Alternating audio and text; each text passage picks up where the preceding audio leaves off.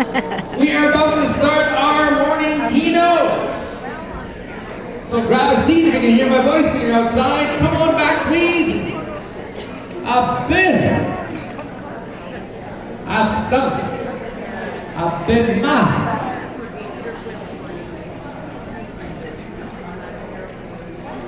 Abin meaning sit. Abima meaning sit.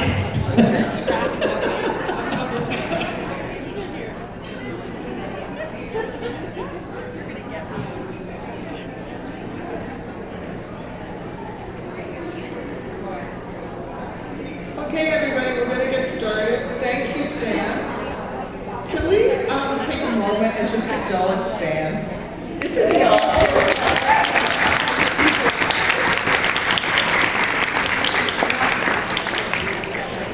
He just clapped for himself.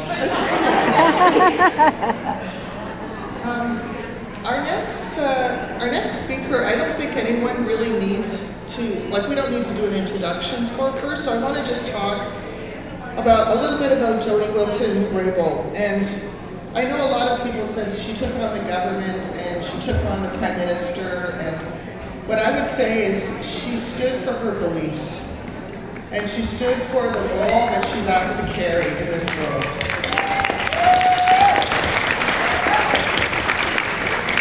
And I think sometimes we forget that we actually, and all of the panels remind us many times today, and the elders panel reminded us yesterday, which is we carry spirit, and in that spirit we carry responsibilities.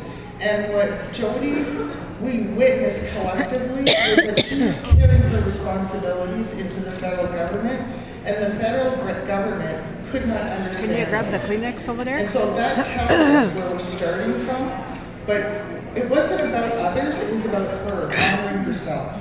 And part of leadership is always honoring ourselves. So I want to invite her up, and I want to just say, I think I'm a fangirl now, a groupie. I've heard her twice, and I am in love with Jody. I'm going to invite her up, and we have one book left, so you can check to see if you have a butterfly under your chair, but if you don't, Stan's going to figure out some weird way to get this book to somebody in here. So I'm going to invite Jody up.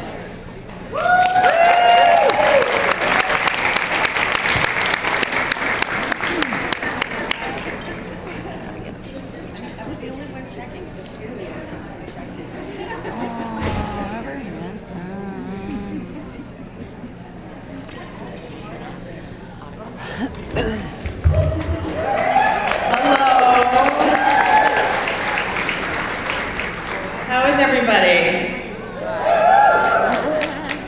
Good. It is incredibly,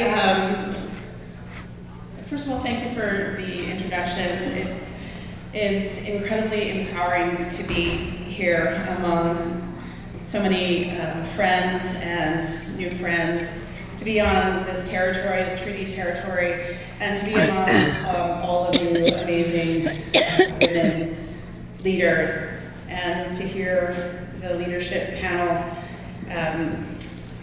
before me with all of the wise words. The title of this conference is incredibly appropriate, and I'm so grateful to be here. I have to say, I think I need glasses because there's no light up here. I'm trying to look at my words. Do you mind, Joan, going into that little purse there and grabbing glasses? See, I'm a little bit old. I'm 53 years old, and I'm trying to read what's on my notes here. Excuse me, bear with me for one moment.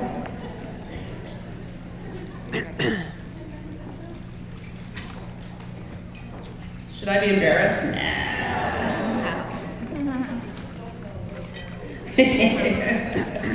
Well, again, it's incredibly empowering to be here. I'm so grateful to be back among my Onwa friends and family at your 6th annual She Is Wise conference. Thank you so much for everything. Thank you so much to Onwa for everything that you do, to all of the extraordinary women who work for Onwa, and I want to give a specific shout out to an extraordinary leader. Cora, who is one of my BFFs now. So thank you for all that she does. So I have to say the theme of grandmothers, mothers and aunties, of which I am one, daughters, steady currents, ripples of change, are themes that are dear to my heart, and hearing so many strong female leaders puts me back in a place of certainty and hope, knowing that for me, I was raised among mostly female, mostly strong leaders throughout my life, and it has been one of the greatest sources of public, professional, and personal well-being for me. And I continue to, every day, strive to live up to the example, however inadequately, that my ancestors have paved for me. So why am I here today? Well, I was asked to talk a little bit about leadership and the importance of ceremony and culture in leading community. And for those of you who were in Thunder Bay at the AGM, I'm going to share a little bit of the words, some of the words that I shared there. But I thought I would continue to start to share a little bit about my story and my journey in leadership, the challenges that I face. And I know challenges, according to the Grand Chief, are just opportunities in hiding. The challenges that I faced and how I persevered to overcome them, but also some thoughts on the impact of colonization on Indigenous peoples and communities today, and the actions that each of us can take as part of sharing that. I will talk a bit about the role of women and women in leadership who shape our collective future. So let me briefly introduce myself. Of course, my name is Jody Wilson-Raybould. My traditional name is Pugles, which means a woman born to noble people. I'm incredibly proud to come from the Musqueam, Zaladena, and the people of northern Vancouver Island, just off the coast of British Columbia.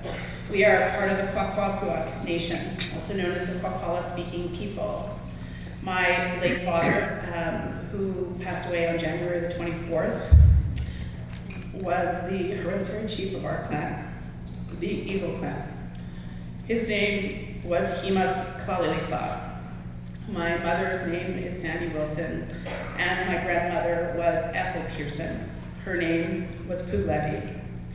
In reflecting on my ancestors, my upbringing, and my culture and family, I have often written about and spoken about the reality of relentlessness, and here I am being relentless here today, I think, of how life for Indigenous peoples and other peoples is relentless, that meeting the basics, socioeconomic and cultural well-being requires relentlessness, that seeking to address the legacy of colonialism has required wave after wave of relentless efforts, and that has been needed for many generations. And being a leader in Indigenous communities, as we have witnessed here today, and in politics, requires a formidable will of spirit to endure all sorts of challenges.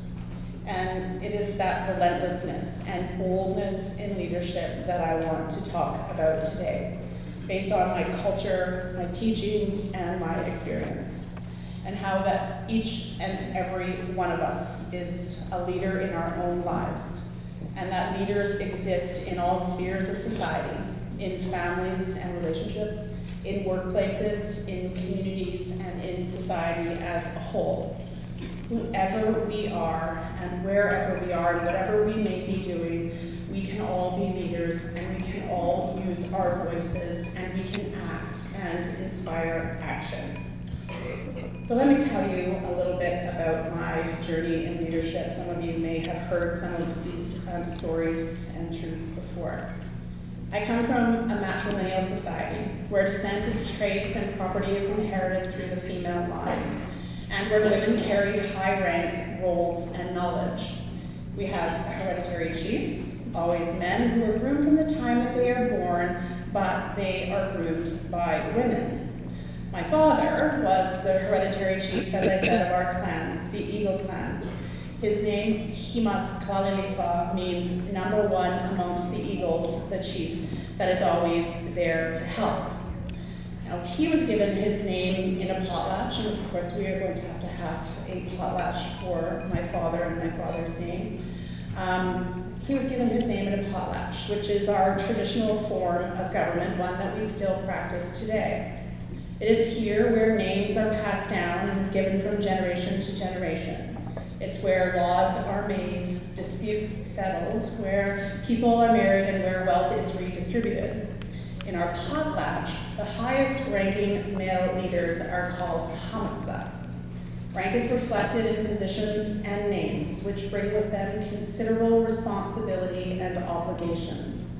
My grandmother's name, Hugladi, the highest ranking name in our clan, male or female, means a good host. So my grandmother used to joke that when it came to the respective roles of men and women in our society, women were simply too busy and too important to be chiefs.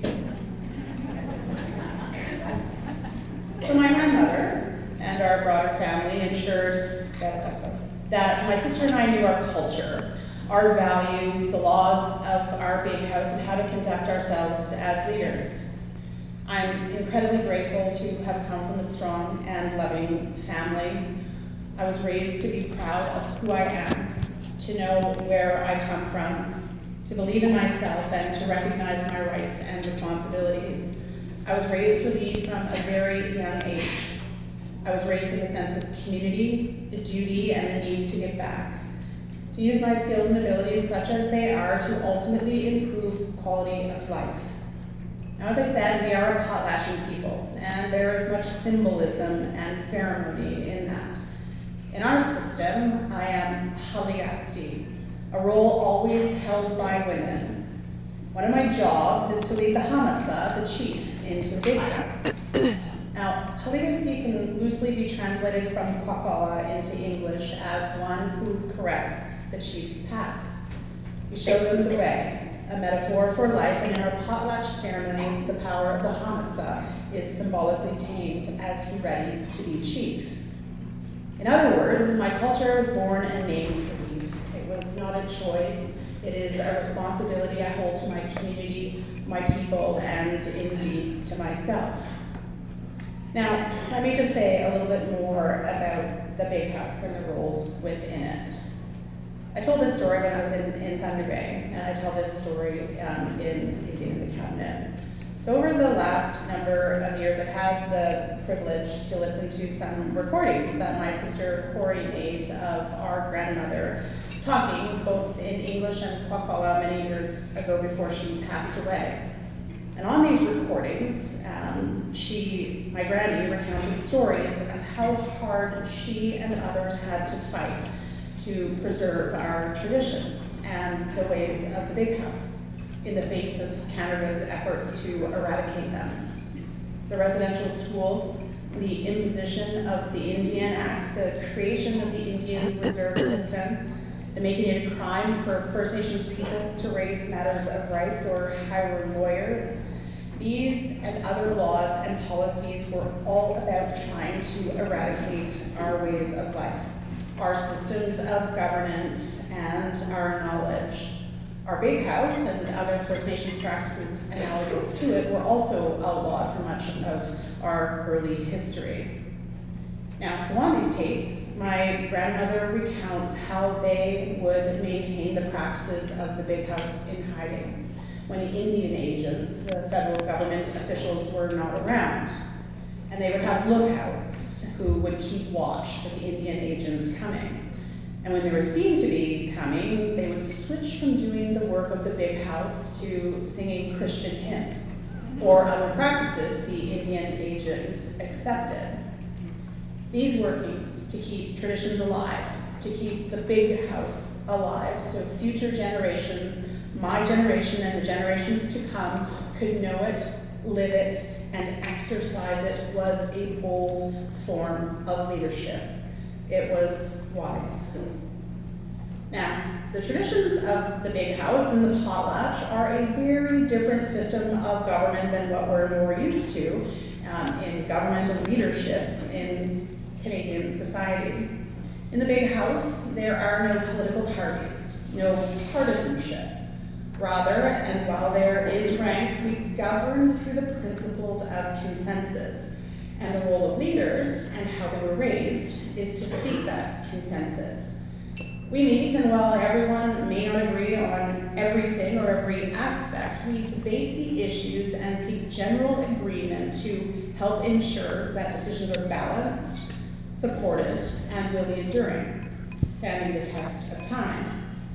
This role of consensus and of unity building and this rejection of division and partisanship reflects the communitarian nature of my culture, and I think Indigenous cultures generally. In my people's worldview, which animates our laws and legal order, all things are in their greatest state of well-being when there is balance. This includes balance between humans and the natural world, between genders, between groups of peoples, within a family or community, or in how we live and organize our own lives. Balance is viewed as the proper state of things, where conditions of harmony and justice flourish, while imbalance is what gives rise to conflict, contention, and harm. Everyone has a role to play in community to ensure that communities work well. The roles are different, but equally important in ensuring society functions the way that it should. As such, if a society does not treat men and women with the same respect, that society will never reach its full potential. In my nation's worldview, and I think all of our nations, I do not think we could have survived without it. And I fundamentally believe that such balance remains essential today. Now, in many ways, my role as Haliasti has carried over into many other aspects of my life. My upbringing, my education, my personal and professional experiences have all helped shape my worldview and the way I try to conduct myself. It was the reality that I was born and named to, and it has led me down the path that I have led. Now, at the core of this path, like that of my grandmother, but in a somewhat different way, has been addressing the issue and challenge of invisibility. As I described, my grandmother and her generation had to toil in the shadows. The only way to preserve our culture, our traditions, our language, and to know our roles and responsibilities was to do it invisibly. If she or they did it visibly, it would have been crushed. It would have been put down. That experience of invisibility is one which people from many different backgrounds have faced, and which women, and in particular Indigenous women, have faced. Colonialism forced us into the shadows. Now, this is how I've come to understand my own journey in leadership. As a Crown Prosecutor, as a regional chief of BC, as the Minister of Justice and Attorney General of Canada, and as an independent member of Parliament. Roles, of course, which I no longer play. But ultimately, my main contribution in those roles was to be more visible in certain ways, and to help make certain realities more visible to others. In each of those roles, I've had to face, in different ways, being the first or the only, both of which reflect how much the reality of invisibility has been with us, of being the first woman in a role, of the first Indigenous woman in a role, of the only woman around the table, as the only Indigenous woman around the table. And you know, in being there, I also had the responsibility to point out what was being said or done in ways that did not account for the perspectives or experience of so many people, so many of us, women, who have rarely, if ever, been around those tables or in those spaces before. Now, as I've said many times, and I will reiterate, as I said in a speech in 2018 when I was still Minister of Justice and Attorney General of Canada, Mojag. Quote, "In my own experience, serving as the first Indigenous person to be Canada's Mojag, I have unfortunately had it reinforced that when addressing Indigenous issues, no matter what table one sits around, or in what position, or with what title and appearance of influence and power, the experience of marginalization can still carry with you. But this does not deter me. It only makes my resolve stronger and more determined." Unquote. Now apparently, that statement was truer than I ever imagined at the time. Within a few months after giving that speech, I made the very public, the very proud, the very liberating journey from the front benches of the governing party in the House of Commons to sitting in the farthest, literally, back corner seat possible as an independent member of Parliament. This reality for essentially doing my job as an out-of-context Haligasti. And I know in a very real way, my experience has also not been, or has not been, one of invisibility. Certainly not like that which my grandmother experienced. Mine was very visible, literally watched by hundreds, maybe thousands of people across the country on television and on the front pages of every paper, again, much to the deep horror and chagrin of my mother back home on the res. But this is, of course, not just true of my reality. Indeed, it is the calling of women leaders of my generation and the generations to come has been, our job has been to be more and more visible, immovable and ever present, to be bold, seen, and heard, and to directly challenge those who fail to see you in all sorts of ways and in different environments. I know, like you, like all of you women on the stage, like all of you in this room, in the roles that you play, whether it be in education, in business, in public service, in community. For me, it is my upbringing, my worldview and understanding that has sustained me along my path and clearly informed the choices that I made along the way. You know, when I made the transition from Indigenous politics, where I was BC Regional Chief, to running and being elected a member of Parliament and then becoming minister, I really did not know what to expect. I'd never been a member of a political party before. I'd never been so much in the public eye, and I'd never been in conventional politics or leadership roles. Now, having said that, please do not think that I am simply naive. I was not. I'd been around government and politics throughout my entire life, but I will confess, some things still take me aback. And at the heart of this issue is the issue of partisanship. I was just talking to a young lady who did political science and the challenge of politics in non-Indigenous communities. Excessive partisanship, as we have in federal and provincial politics today, is, in my view, antithetical and corrosive to true leadership. It is the opposite of bold leadership, and it does not demand relentlessness. Rather, it demands the opposite, passiveness. What I found in Ottawa, and I imagine this exists, and I know it exists across the country, what I found in Ottawa is a reality of how disinterested our leaders and governing system is in building consensus around the best ideas, around searching for the truth and evidence of a situation and working together. In our politics, ideas are not judged on their value or merit, they are judged on by who says them. If they're said by someone in another party, they are in effect dangerous and wrong. If they are said by someone in one's own party, they are in effect unassailable. Similarly, one is not supposed to think for oneself. Rather, one is supposed to imitate or parrot the party line. One is never to lead, always to follow.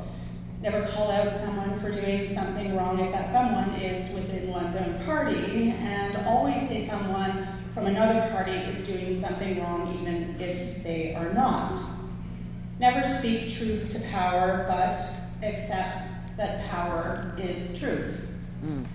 So, I found myself, and I know that you probably can relate to this in situations in your life. So I found myself in 2019 confronted with the need to honor the lineage to which I was born and named, to lead and speak out, or just accept invisibility and say nothing. Again, it was not a choice. There was never any question I would speak out. Just like women and so many others have had to do in all sorts of institutions and organizations to affect change. Just like many of you, again, have had to do in your own ways, in your own lives and environments. And you know what? In doing so, let me tell you, it really was not that hard. I am, surrounded by so much bravery and courage. The survivors of the Indian residential schools, those who risked and even sacrificed their freedom to bring more justice and equality to the world.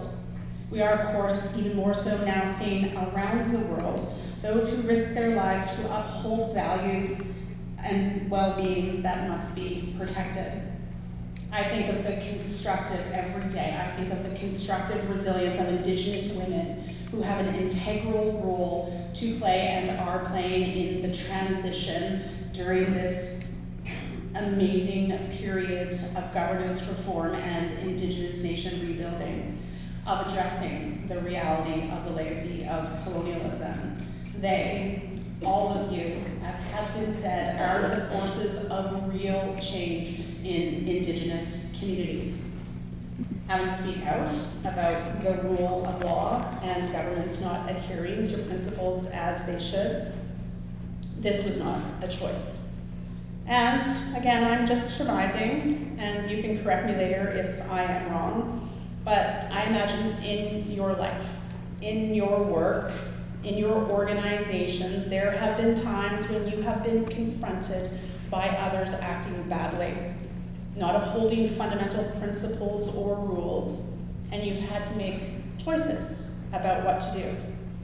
To speak out, to lead, to push for change subtly and directly, to be an example of change, to ensure that there is coherence and consistency between the values you were raised with, taught, and hold dear, and the values of how people act and treat each other within your community, your nations, and your organizations.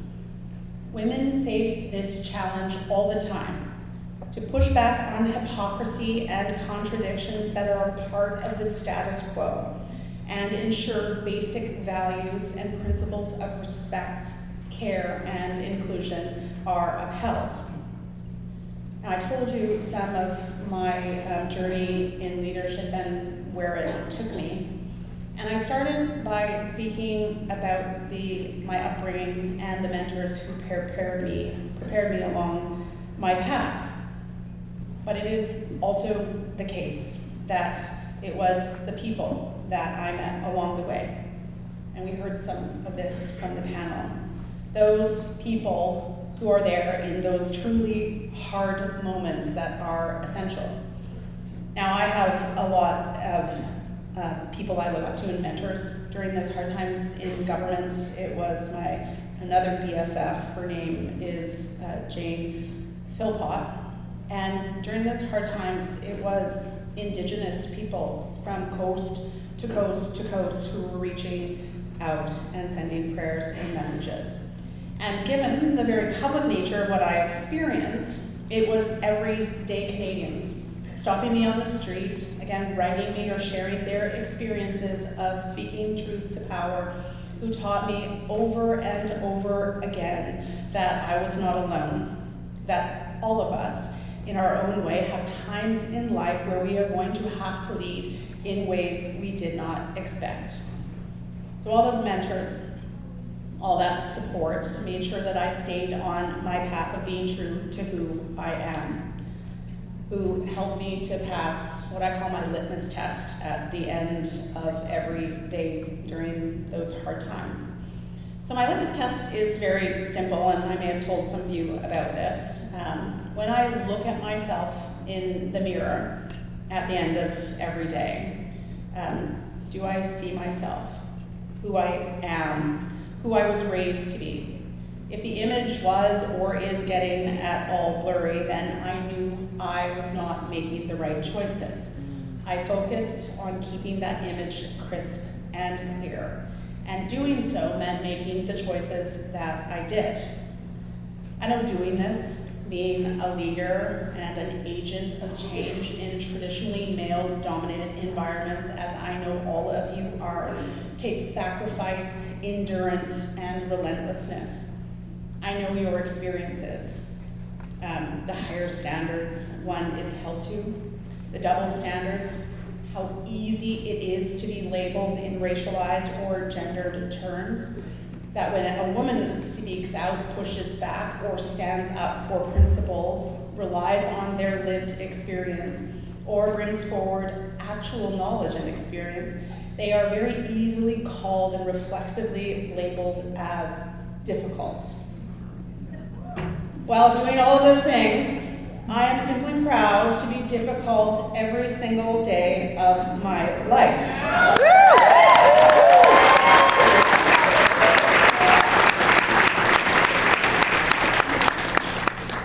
Which I know you all difficult ladies are too. And of course, we see that a woman's experience is still often used against us as a reason for marginalization, as a basis for blame. We see experience ultimately being used as part of a rationale for marginalization, rather than upholding experience, using it as a lens to reconsider norms of what one perceives or believes or chooses to uphold. We see a lack of reflection, or, as has sometimes been stated, we experienced things differently. We also know the benefits of the changes that we are all trying to make.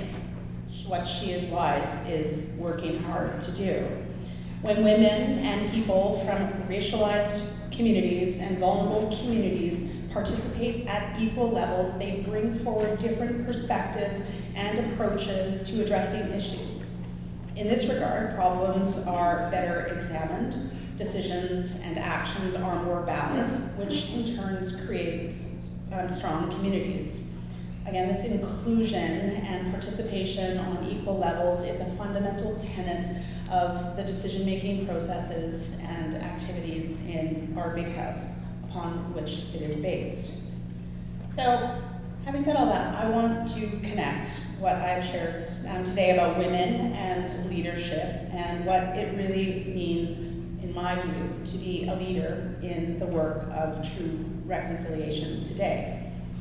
So you'll recall that I began my discussion of leadership by talking about relentlessness, and that being a leader requires being relentless and striving to effect change and do better. And that much of what I've described throughout my talk about the nature of leadership is how ultimately showing leadership requires the courage to think, act, and be different. Well, this combination of relentlessness and courage to be different is also the formula for being a leader in the work of true reconciliation.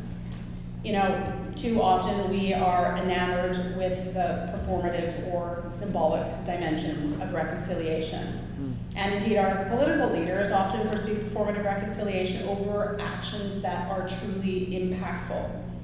They tend to label everything or nearly everything as an act of reconciliation for short-term political gain, as I said. But when we label everything or nearly everything as an act of reconciliation, this effectively means that nothing is reconciliation. Simply stated, performative reconciliation is easier, costs less, and is less risky. But the point is, the real work of true reconciliation can be hidden from view by the symbolism and the charades. Or worse, the symbolism becomes believed to be a substitute for true reconciliation. Performative reconciliation is not relentless, and it does not require courage. What does require courage and requires relentless effort is to be what I have called, and I know some of you have heard this before, what I have called being an in-betweener. Let me just explain that briefly. One of the legacies of colonialism is the building up of visible and invisible barriers, or silos, between Indigenous and non-Indigenous peoples, and between Crown governments and First Nations. We do not understand each other, our ways of talking and viewing the world nearly as much as we need to, or as much as we think we do. Even as we live next door to each other, beside each other, there are silos between us, and how the reality of the silos is something that affects us all, Indigenous and non-Indigenous, and it is destructive. We have siloed stories, historically and today, about who we are as people, or peoples, or as a nation, or nations. For example, the predominant way that Canada tells the history, or the founding, the story of Canada. So-called fathers of Confederation, Upper and Lower Canada, and the way that Indigenous peoples tell the story of the founding of Canada. A not so pleasant story that has as its roots the fact that when Canada was created, we were not there. We were left out, not welcomed. A siloed story. Now let me add just another little antidote. I experienced the silos around the cabinet table, and yes, there are tons of stories that I can tell you. You can ask me questions afterwards, and I'll give you the straight goods. I remember sitting around after, or with close advisors, after cabinet meetings, or after meetings with the Prime Minister's office, and having conversations and remarking. Either I am speaking a foreign language, and those of you who are politicians who deal with non-Indigenous government leaders will know what I'm talking about. Either I'm speaking a foreign language, or everyone else in this government is, because no one seems to understand me when I talk about Indigenous issues. Now, I could say that this is not because these people were not smart or capable. What I know is, it is because we were speaking different languages. Different languages were being spoken because of different experiences and visions of reality, because of the depths of the silos. Siloed stories reinforce silos in society, separating and dividing people because we fail to understand each other's experiences, how we came to be where we are at, what responsibilities we bear for doing better, but also the positive and constructive things we do share. Silos contribute to us operating and making decisions based on false assumptions, rather again than a real understanding of each other. If we are going to live side by side together, and certainly none of us are going anywhere, then understanding our different ways of being is important. The reverse of assimilation, colonialism, and racism. It is knowledge, inclusion, and equity. Our collective challenge, if we want to break down the silos and be able to tell a shared story of Canada, one that is based on the experience, that's not based on the experiences of the few, but of the many, including Indigenous peoples. Now, I recently released a book called Reconciling History, and I put in there a quote by the great Dene leader George Erasmus, who stated this challenge, I believe, in a very beautiful and compelling way. Quote, "Where common memory is lacking, where people do not share in the same past, there can be no real community. Where community is to be formed, common memory must be created." Unquote. I believe the way to do this is to cultivate in-betweeners. Individuals and organizations learning to walk between and translate between the silos. It is not easy, it takes courage, it demands being uncomfortable, and it often means breaking away from and out of expectations. In other words, being a leader. Now I've seen some really great at it, but not nearly enough. I like to think in some ways I was one, maybe I still am. Not everybody in the Indigenous world wanted me to join a Crown government, and I recited and recounted in Indian in the cabinet some Indigenous leaders trying to dissuade me from going into federal politics. And even now, I can still imagine and hear what my grandmother would have said had she still been living.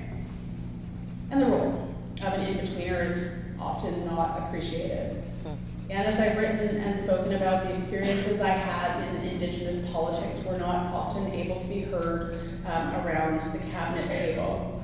Just as, I think equally as important, just as in many of our Indigenous communities, we sometimes struggle to hear and understand and learn from the experiences of those from the outside. Now, to be clear, it's not just Indigenous peoples who are in-betweeners. We all need to be and can choose to be, learn to be, and act to be. Some of the greatest contributors to the work of reconciliation are non-Indigenous peoples who have listened, learned, gained trust, and developed skills to work between Indigenous and non-Indigenous communities in bold, constructive, and unique ways. Some of them are lawyers, certainly some of them are educators and students. We have a few politicians, in-betweeners, a few public servants, industry leaders. We have some definitely wise women in-betweeners, but we need far more. I want to challenge you to envision what you do in relation to reconciliation, some of what you do as leaders by asking, am I being an in-betweener? Am I breaking down silos? Am I uncomfortable? So in closing, and I know I've gone a long time, but you know, I'm a politician, so that's what we do. In closing, I want to come full circle back to where I began. I believe more than ever, just looking around the world and to the south of us, we are in a moment that demands our relentless effort. We all have a role to play in driving change forward. I truly believe in our own way. Each of us is a Haligasti. And let me just leave you with a few words that evoke a teaching of my people. And I close my latest book, Reconciling History, A Story of Canada, through this teaching. That teaching is Kimola, many walking together. In my tradition, we are created to move forward in unity and to believe that our potential of each and every one of us and all of us together is reached only when we are moving forward together, with no one left out or behind. I encourage each and every one of you to have courage, to continue to be audacious, to continue to be uncomfortable, to continue to be in-betweeners, and recognize that every contribution to shaping a more just future for Canada is a valuable and needed contribution. Building our future takes all of us. We need you, we need us. Together we walk. We are one with each other, and I thank you for everything that you do to manifest that. Gala Kusla, thank you so much for listening to me. Thank you.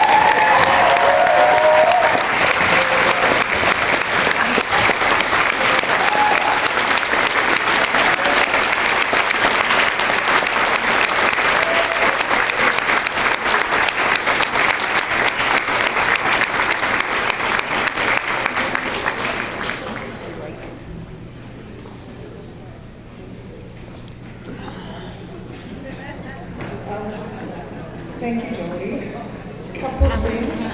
First, I want to offer condolences from all of us for the loss of your dad, Bill Wilson. I just want to say that I met him, okay, I am old, I'm not like him. So I actually met him in 1982 at the Constitutional Talks, and I was at Parliament Hill. I was really a student, I was young.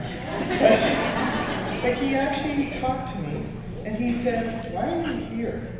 Go do something that you're meant to do. And I went to the UN for 10 years. So he made a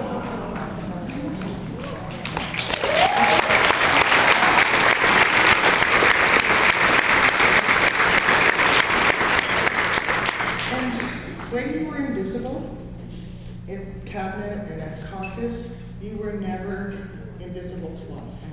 We saw you every day.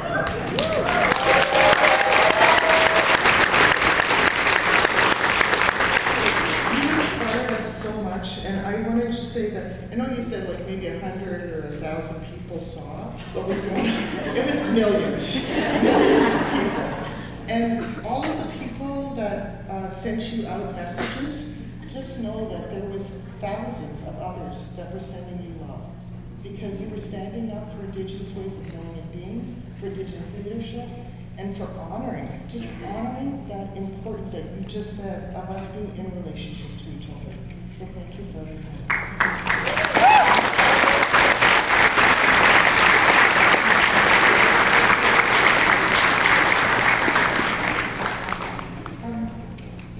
I'm going to turn over to Stan. Stan's going to make you do something now.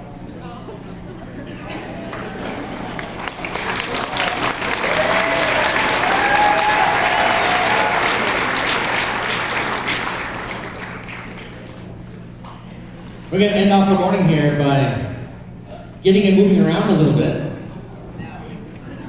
Just a little bit. Just a little bit. And I'm thinking about the storm that's coming. Let's think for a minute about the storm. Oh man! Who's been thinking about the storm? Yeah!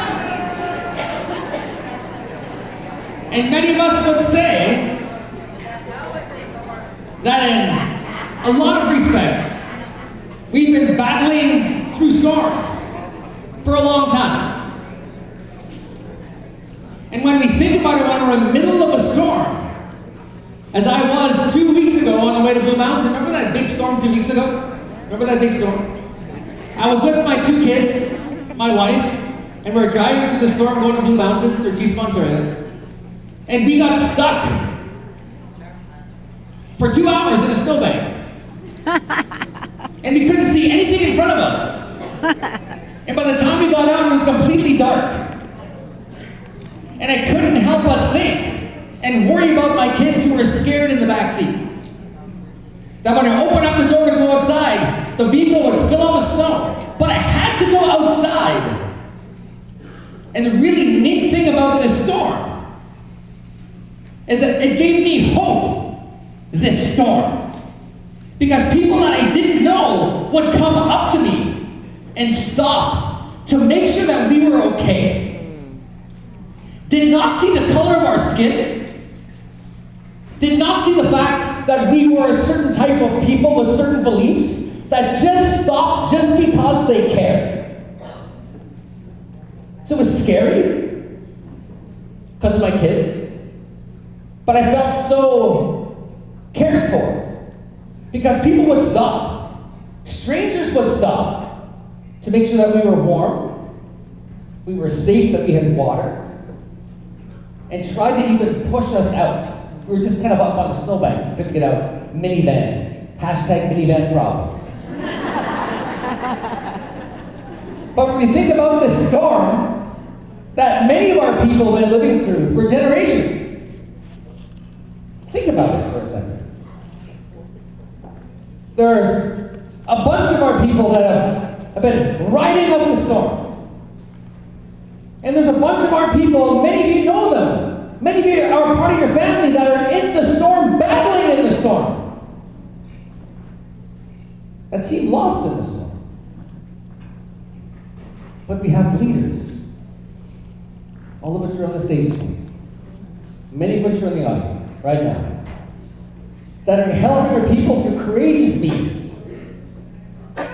in that storm to make sure that we're all protected, to make sure that we have resources, to make sure that one day, just like tomorrow's storm, just like 2 weeks ago when I was in that snowbank, that I'd eventually get out of that snowbank and the storm would end and the sun would shine.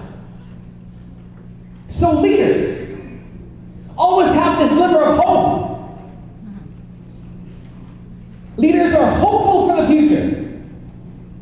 And as despite all the things that are happening in our communities, everyone that spoke this morning spoke about hope for the future. But we know that leaders don't do it alone, as our keynote just mentioned. So what are you going to do to nurture and build up our leaders? Many of you are leaders. Many of you are asking yourselves and your family, I wish people would help me. I wish people would help build me up. Because leadership is hard. Sometimes it's too hard. So that's the assignment before lunch. As I want you to talk, I want you to discuss about what you're going to be prepared to do to nurture and build up your leaders.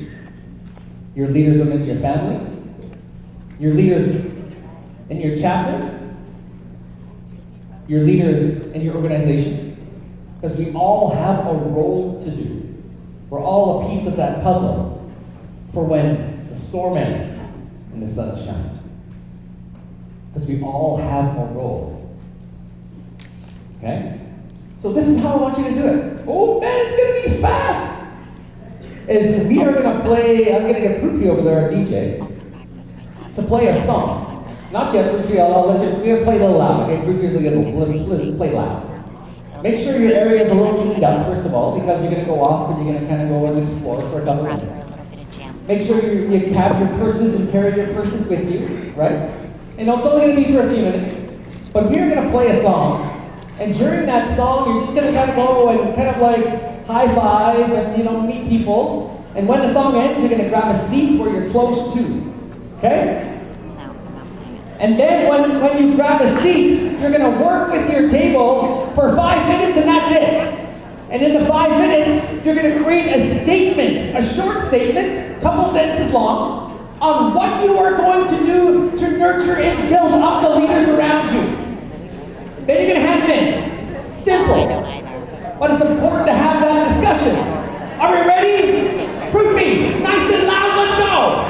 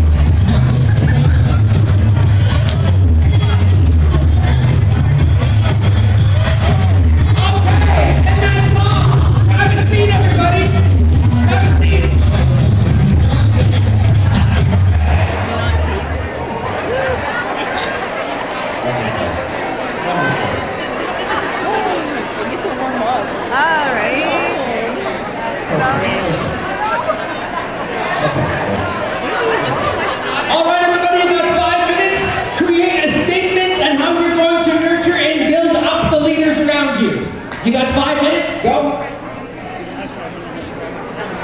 right. So build up the leaders around us.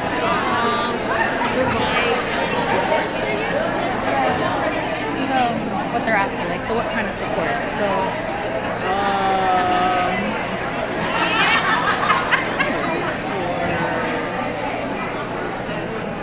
For like building more safer work environments. Safer work environments. Yes, work environment.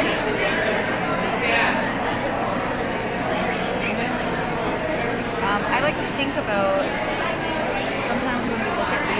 think of them as less human than ourselves? Like more. Maybe we talk to them and give them more advice on how to speak without having authoritative,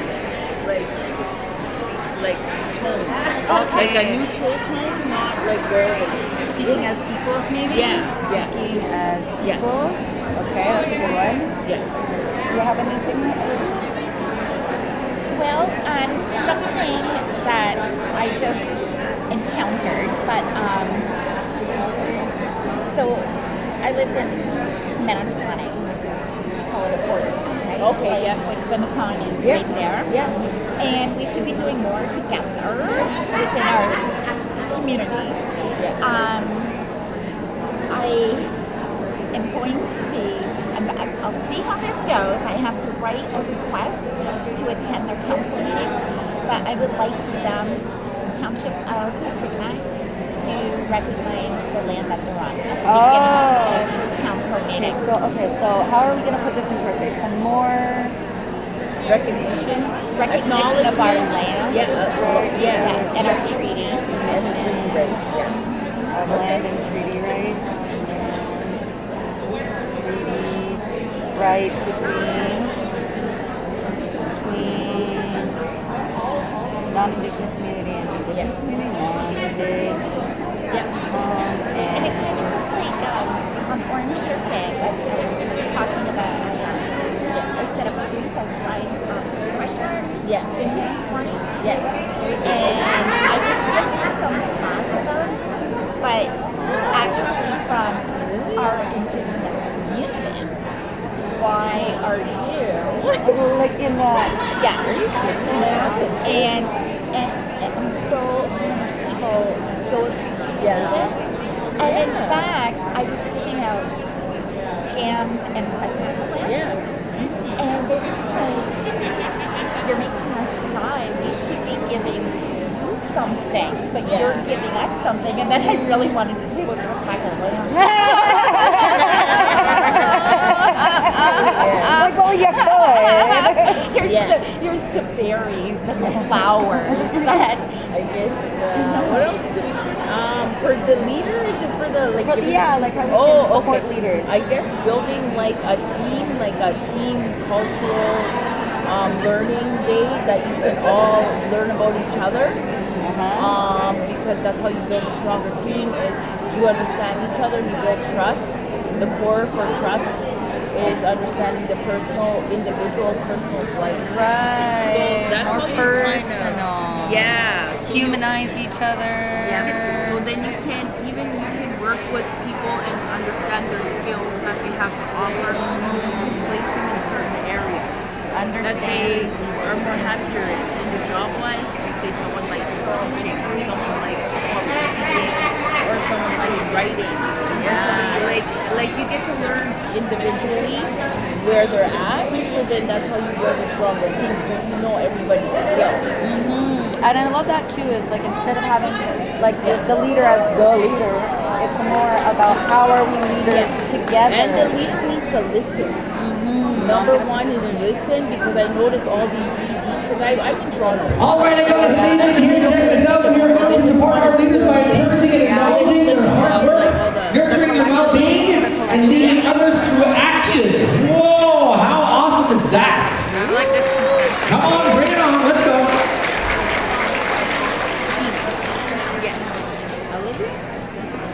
We got through ceremony, teachings, being open-minded, listening, transparency, accountability, allowing people to share. We got a couple minutes here, then we're going to get Gwen to come up and lead us into lunch. Bring it on. It's worthy.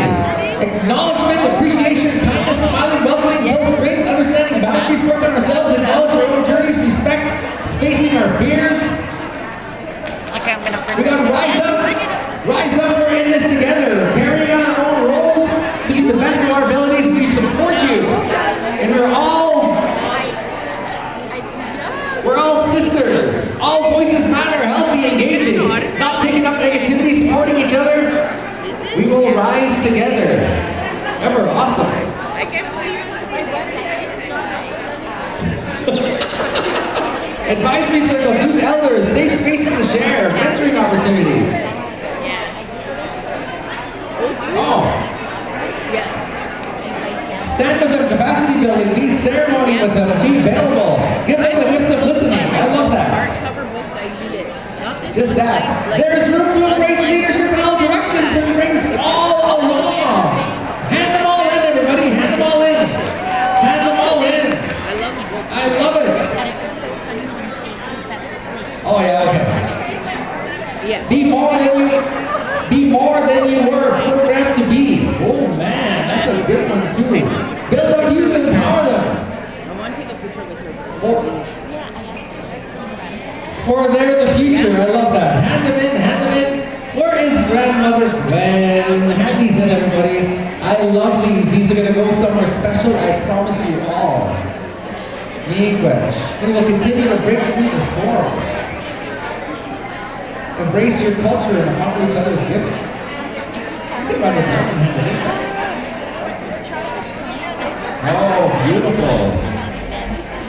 Rise up, bring solutions. Go vote February 27th. Oh, yeah. Don't let the clouds cover your sunshine. I love that. Yes. Okay, grandmother. Good afternoon. I'd like to say a prayer for our grandmother, Kitty, that wasn't able to attend, and prayers to our communities that are grieving and homeless. And I'm glad that I got to attend and got my best friend and four group of women today did their speeches, and they're beautiful and they're wise ladies and strong. And I'd like to bless our food that we're having this afternoon. And yesterday was a great day too, watching our step dancers. It brought back memories from my grandfather. He used to fiddle too. And it brought back memories. I'm glad to be here, and let's eat our lunch and have a nice day. Thank you.